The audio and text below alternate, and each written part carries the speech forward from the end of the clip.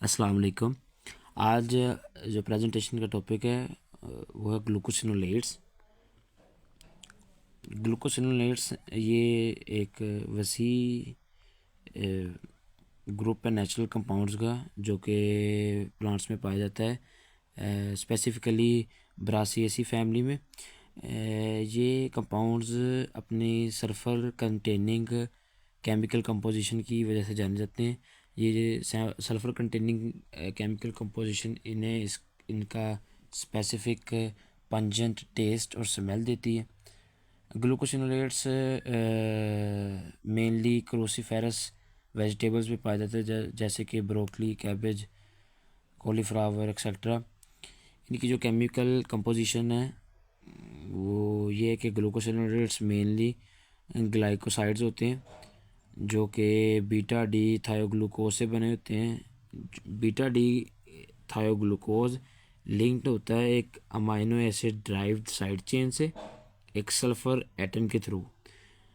इस side chain की length और स्ट्रक्चर में वेरिएशन की वजह से ग्लूकोसिनोलेट्स डिफरेंट ग्लूकोसिनोलेट्स एग्जिस्टेंस में आते हैं।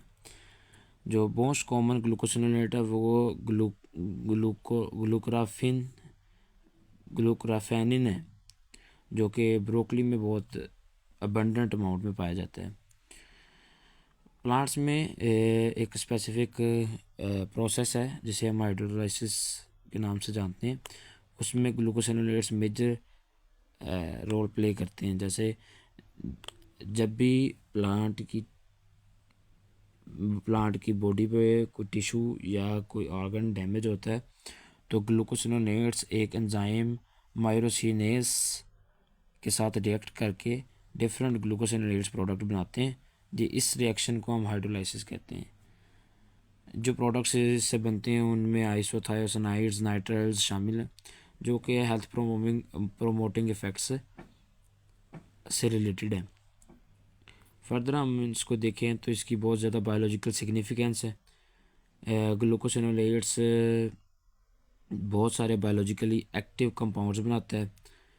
ग्लूकोसिनोलेट्स जब हम कंज्यूम करते हैं तो ये हमारे गट के बैक्टीरिया एंड एंजाइम्स बॉडी के अपने एंजाइम से मेटाबोलाइज होता है और बहुत सारे बायोलॉजिकल एक्टिव कंपाउंड्स बनाता है जो कि एंटीऑक्सीडेंट, एंटी इन्फ्लेमेटरी और एंटी कैंसर प्रॉपर्टीज़ शो करते हैं। ये जो कंपाउंड्स बनते हैं इनके मेजर फंक्शंस में डिटॉक्सिफिकेशन इंडक्शन है। जैसे कि ग्लूकोसिनोलेट्स और उनके प्रोडक्ट्स जो हैं वो फेज़ 2 डिटॉक्सिफिकेशन एंजाइम्स इंड्यूस कर सकते हैं जो कि बॉडी के नेचुरल डिफेंस सिस्टम को बहुत ज़्यादा इम्प्रूव करता है। ये जीन मॉड्यूलेशन में भी रोल प्ले करता है और ये क्रोनिक डिजीज़ की प्रिवेंशन में बहुत मेन रोल प्ले करता है। ये हमें ये जो ग्लूकोसिनोलेट्स हैं वो प्रिवेंशन देते हैं हमें कार्डियोवैस्कुलर डिजीज से, डायबिटिक्स से, कैंसर से। बहुत सी स्टडीज़ ने ये साबित किया कि जो क्रोसीफेरस वेजिटेबल्स हैं वो जो रिच हैं ग्लूकोसिनोलेट्स में वो इन किस्म की क्रोनिक डिजीज़ को रिड्यूस करने में एक मेजर कंट्रीब्यूशन करती हैं।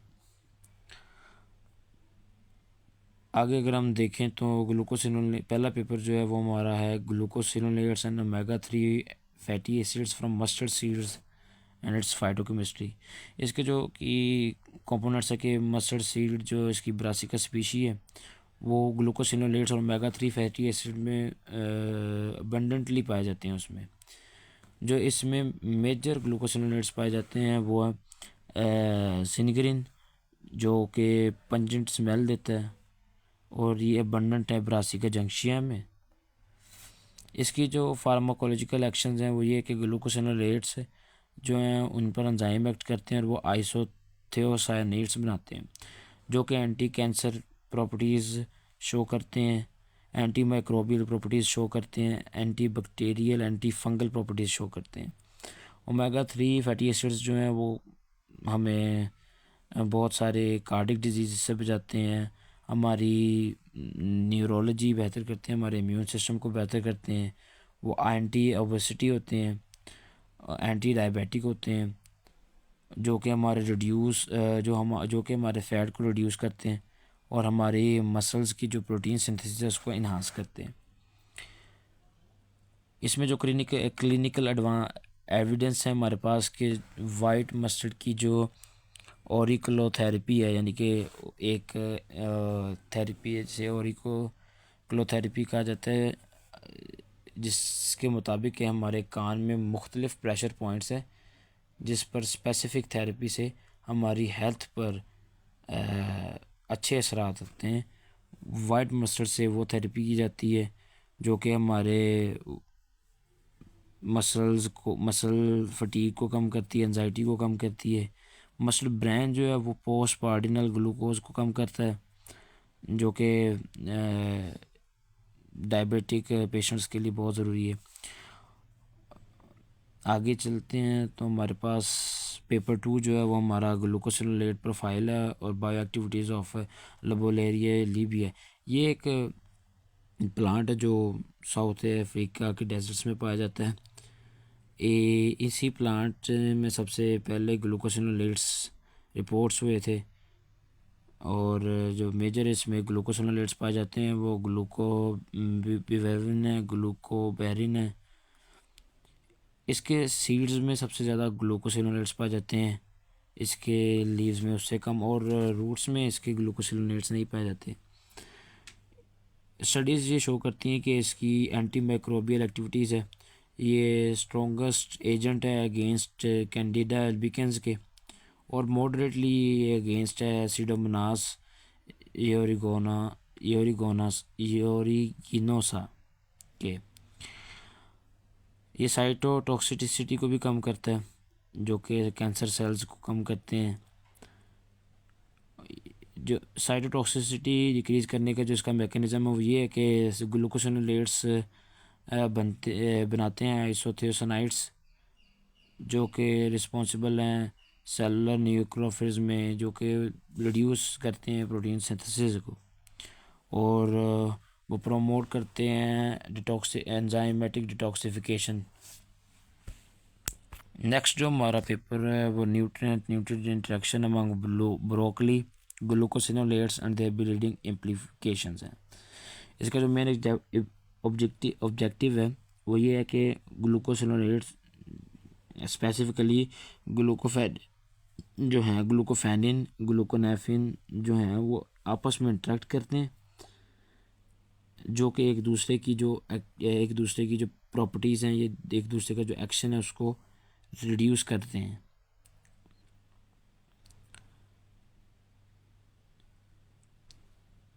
इसका ये जो इसका मेन ऑब्जेक्टिव इस स्टडी का ये है कि जो ग्लूकोफेनिन है ये एंटी कैंसर प्रॉपर्टीज़ शो करता है, लेकिन जो अदर इसके दूसरे ग्लूकोसिलेट्स है जैसे सिग्नरिन है या प्रोटोगोनिन है, इनके साथ जब ये इंटरेक्ट करता है तो ये इतने efficiently anti cancer properties show नहीं कर सकता, जिसकी वजह से जो ओवरऑल इसकी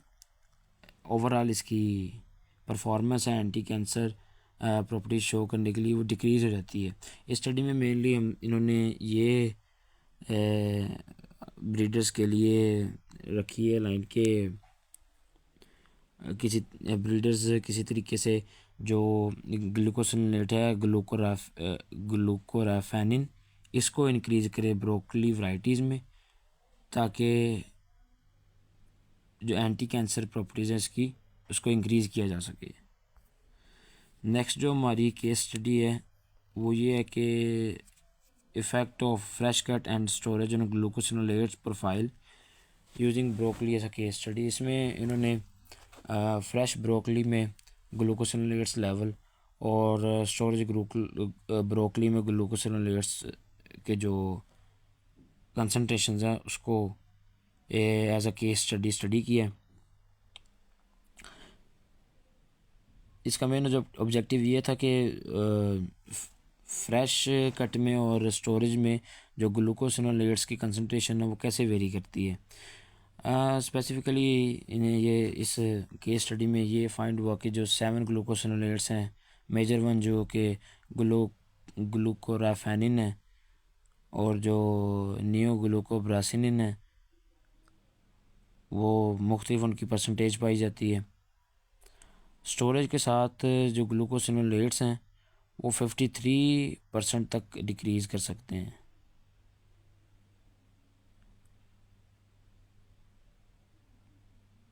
और जो जैसे जैसे स्टोरेज के दिन बढ़ते जाएंगे वैसे वैसे जो यूज़फुल ग्लूकोसिनोलेट्स हैं वो डिक्रीज़ होते जाएंगे। Thank you for your attention.